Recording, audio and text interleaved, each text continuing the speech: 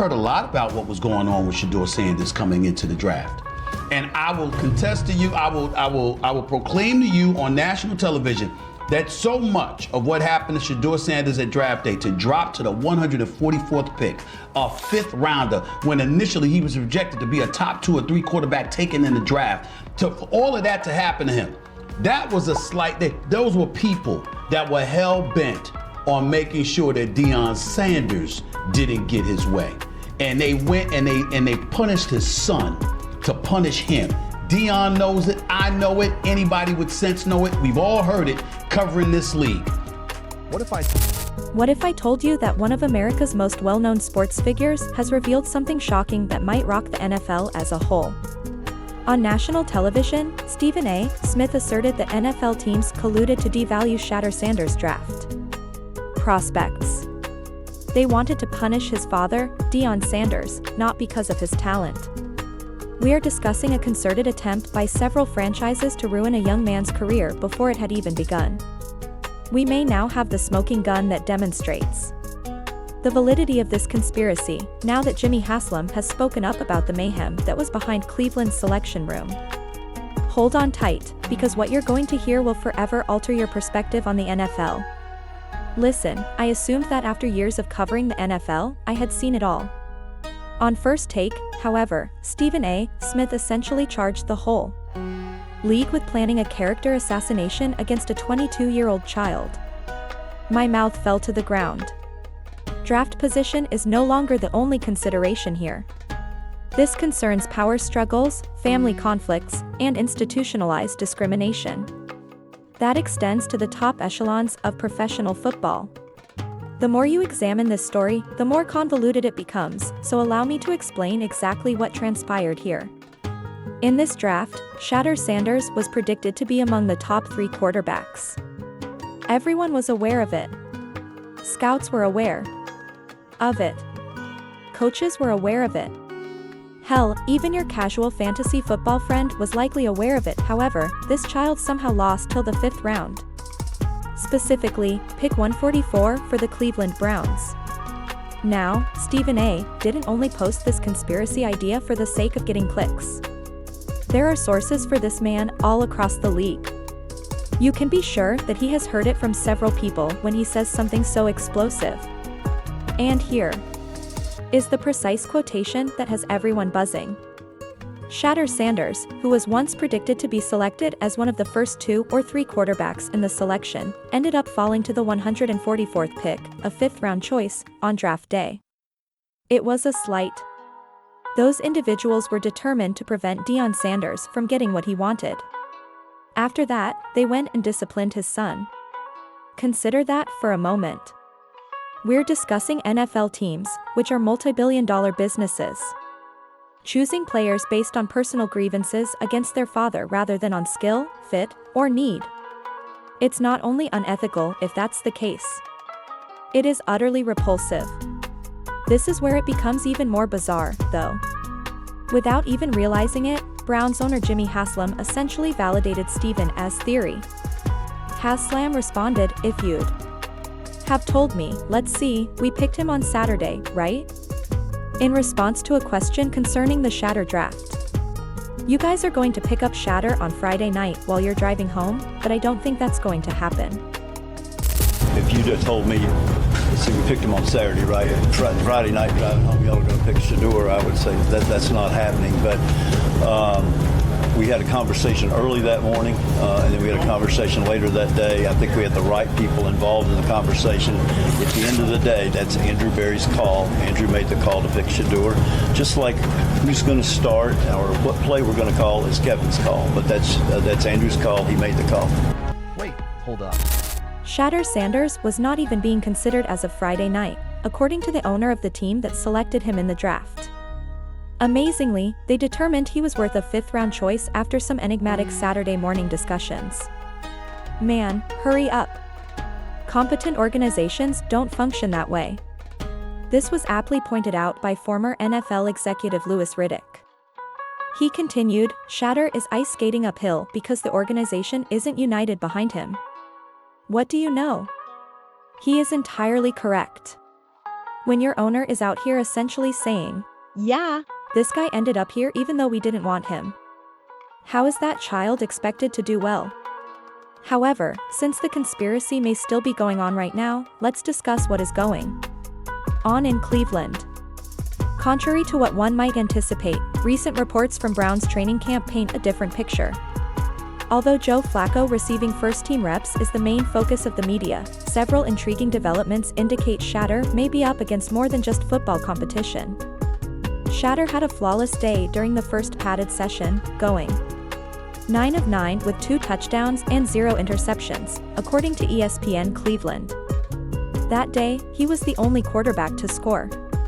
To reiterate, only the 5th-round rookie found the end zone in a 4-way quarterback competition.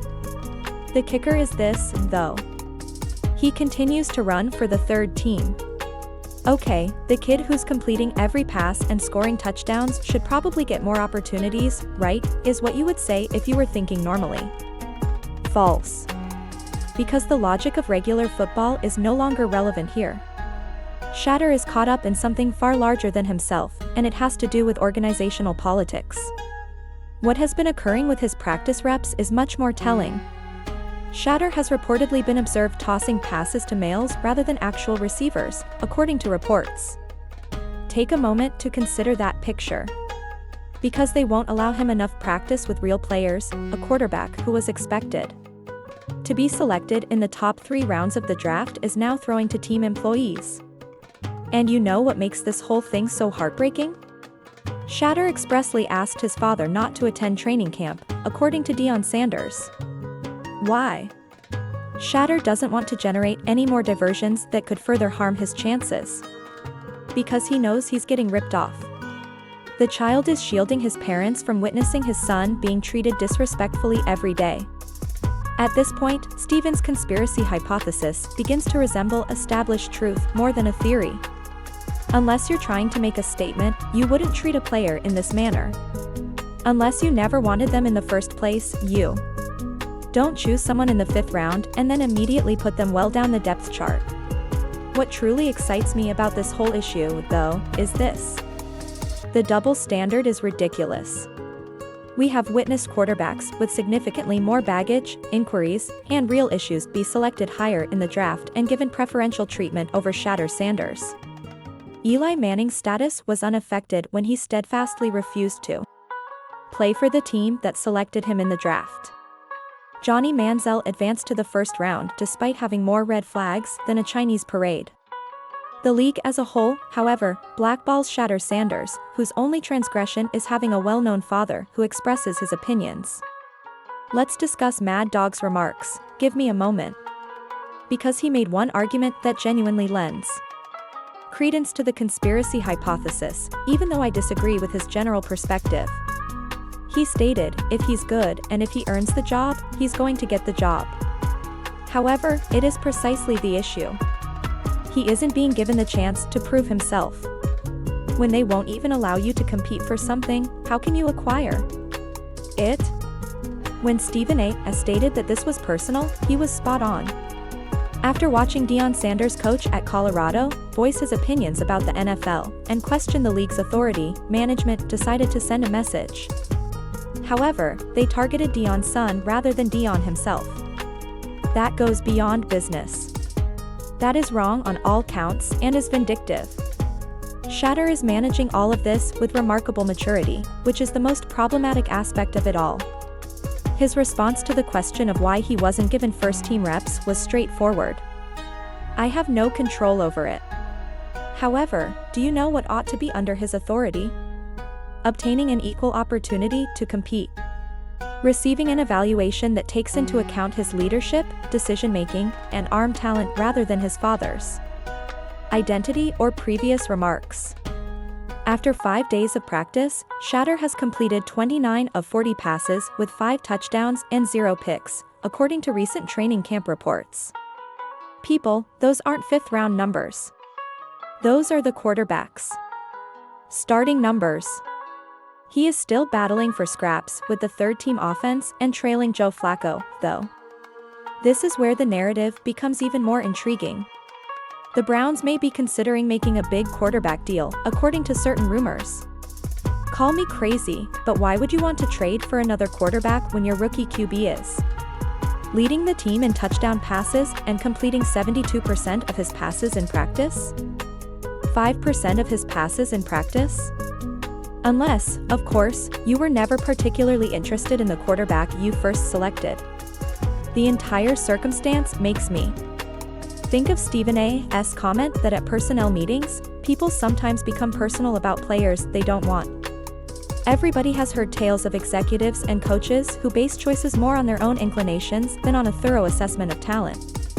However, this may be the first instance of it occurring in real time with this degree of openness. The most depressing aspect of this whole plot is that everything is going according to plan. We're discussing Shedeur's late draft selection rather than his flawless practice performances. We're talking about his father's character rather than his ability to be a starting quarterback. The focus of the story has been effectively changed from his brilliance to everything else. However, this is where I believe the conspirators may have made a mistake in their calculations. Shedeur Sanders possesses both talent and mental toughness. Growing up as the son of Deion Sanders and enduring the criticism, pressure, and expectations that have shaped him into a young man who is suited for this kind of hardship. Additionally, many people will have a very bad experience with this story if he does make it to the NFL and starts as a quarterback. The future of Shedeur will be greatly impacted by the preseason games. It will be extremely difficult for the Browns coaching staff to defend keeping him far down the depth chart if he keeps performing at this level when the lights are shining brightest. And we'll know for sure that Stephen's conspiracy hypothesis isn't a theory at all if he doesn't receive opportunities despite having excellent preseason performances.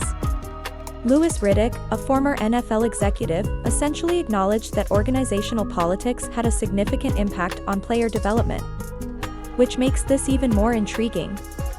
He was speaking from experience when he stated that the organization needs advocates. He has witnessed gifted athletes being buried because they lacked the proper advocates during those private sessions. Where does this leave us, I wonder?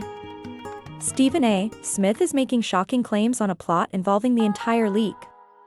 Jimmy Haslam has stated that there is organizational instability surrounding the draft pick. We have a rookie quarterback who is being treated like an afterthought despite playing at an extremely high level during practice. Furthermore, a young man is managing all of this with greater skill and dignity than the adults who are meant to be his mentors. The true question isn't whether Shedeur Sanders has the skill to start as quarterback in the NFL. That has already been determined by his early training camp performances and college record. The true question is whether the NFL establishment is prepared to acknowledge their mistake or to intensify their alleged grudge against his family. Here is what I am certain of. Several general managers, coaches, and scouts will have a lot of explaining to do if Shedeur Sanders succeeds and becomes a star in this league, since it is increasingly clear that Stephen A. Smith wasn't fabricating conspiracy theories. All he was doing was making connections between things that were already there for anyone who wanted to look. Additionally, since Shedeur Sanders' current predicament goes beyond football, the NFL may be forced to examine its evaluation and treatment of young players as a result of this entire circumstance. It all comes down to honesty, equity, and providing each person with a genuine opportunity to pursue their goals. The question that will keep you up at night, though, is this one: if Stephen A. Smith's theory of this conspiracy is correct. How many other gifted athletes have had their careers ruined due to personal grievances and politics before they even got started? More significantly, what would happen to Shedeur Sanders if he kept dominating in practice but was never given a genuine opportunity to show his mettle in games? Please share your opinions in the comments section below. Is this just another hot take for ratings, or do you think Stephen A. has a point?